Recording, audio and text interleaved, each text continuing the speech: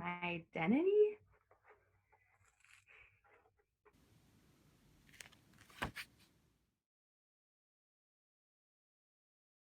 Layered identities. Ah, welcome. If someone had to assume my identity for a day, they would have to adopt an optimistic worldview. I mean, look around. Being that I'm currently in Oregon from Los Angeles because of COVID, there are other key communication behaviors this person would have to adopt as well. These communication behaviors consist of being distracted but aware of my surroundings, respectful to those around me, strong minded, tired, I'll admit, firm in my beliefs but open to change, a woman in my word, spiritually inclined, and protective of myself. My layered identities include my many hobbies. I like to keep myself busy, but also I love to try new things. And as you can see, this comes in many forms. These communication behaviors are somewhat a means of survival for me to learn and live as comfortable as possible around my new peers. Interestingly, these are communication behaviors of my role as a student at home, yet they are somewhat consistent with other facets of my identity, such as being a shoe lover, a woman, a daughter, a sister, an amateur painter, an instructor, a wannabe world traveler. Look, Switzerland, it's beautiful. A wannabe Italian speaker. Someday I'll learn. A wannabe international chef. I'm getting better. I make a pretty good pad thai. A feminist, forever changing and growing. A communication scholar, a budding communication scholar. A college graduate, one time, for now. And my favorite role, a Cal State LA student and instructor. My identity has been shaped and molded through all my experiences, all of my travels, all of my interactions, and all of the wonderful people I get to spend my time with. I've come to understand that my sense of self has to be as consistent and as fluid as possible in all facets of the woman that I am and gradually becoming.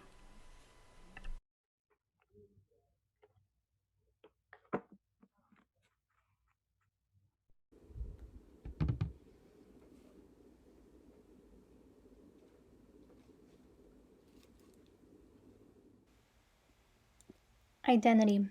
I am smarter than I thought. Long before I was born, my parents came to America for a better life. Fortunately, I still grew up with Mexican customs and identified as Mexican American.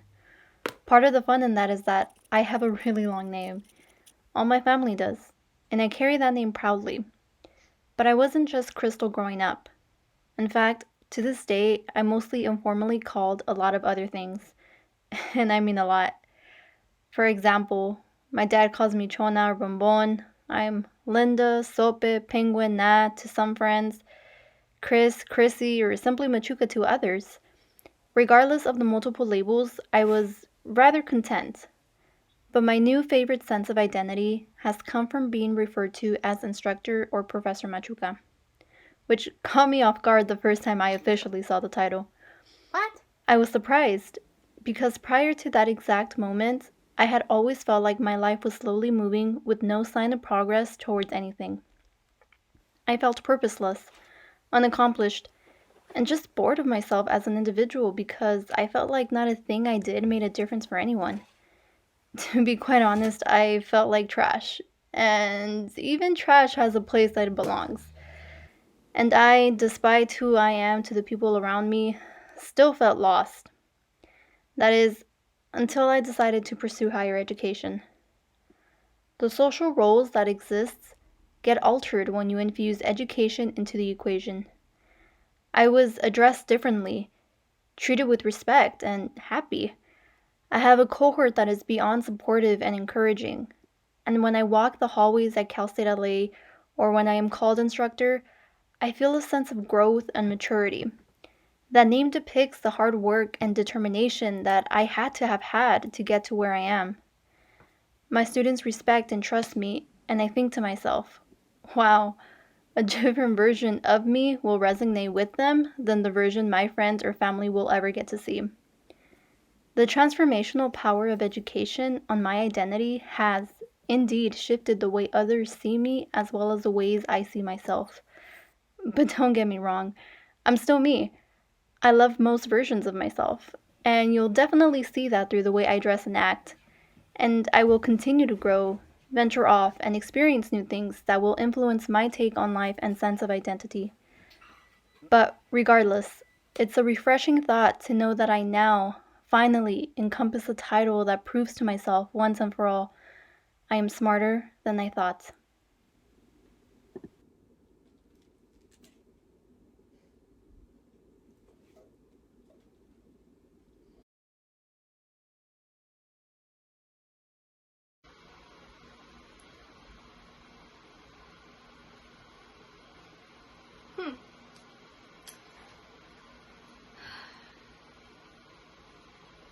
Identity. Interesting.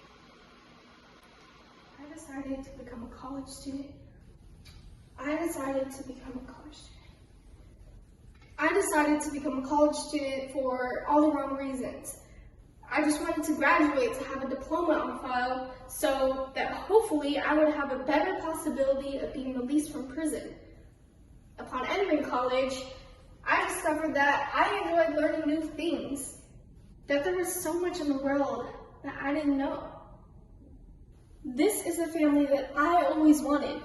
This is the family that wanted me.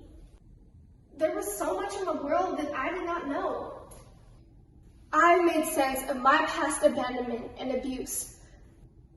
I used that trauma to fill in the blanks, such as since when I was an accident in my family's eyes.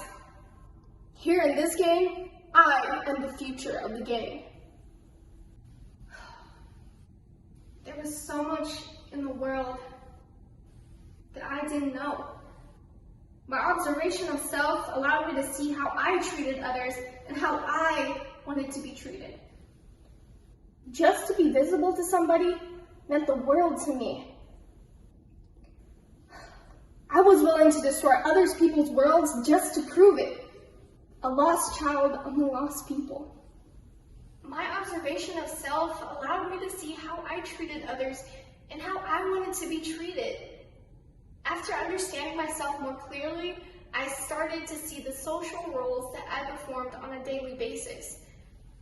My role as a student became defined with my professors and classmates. I've been given many labels: prisoner, convict, gang member, troublemaker, aggressive, and antisocial. These labels have affected me tremendously in the way that people communicate with me.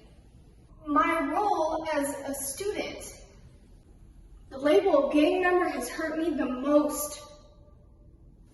I chose to become one. My role as a student, most people think my intentions are not honest and true, as if I am onto something negative. I think that people try not to speak with me because they may feel as if I'm trying to challenge them in some negative way.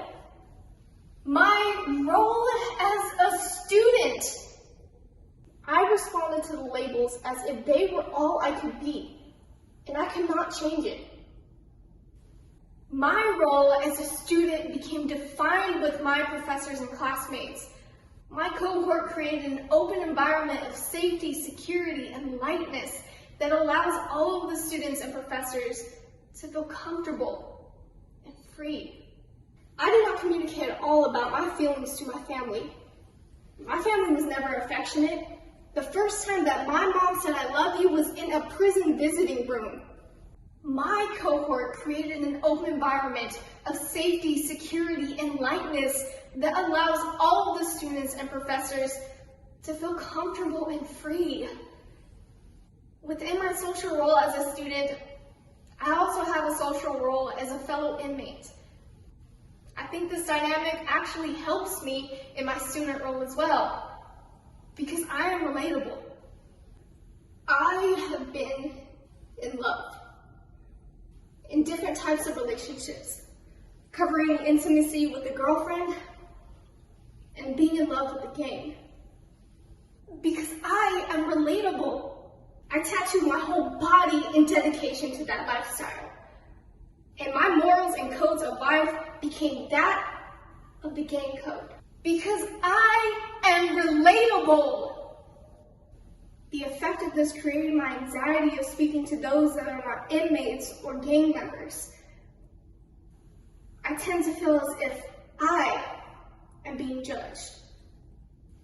I am relatable to other classmates, and the set of behaviors that I show helps allow all of us to have while learning. I was very afraid to ask questions when I first started the Cal State LA BA program. I was afraid I would ask questions that made me sound dumb. In class, I do not ask questions. When it comes to asking questions in class, or more specifically in front of the class, I am embarrassed because I do not want to sound stupid. I guess it's more my ego than anything.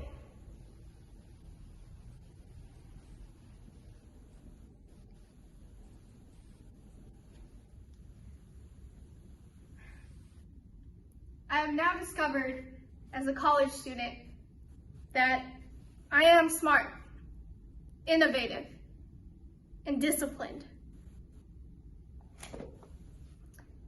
And I am a unique thinker.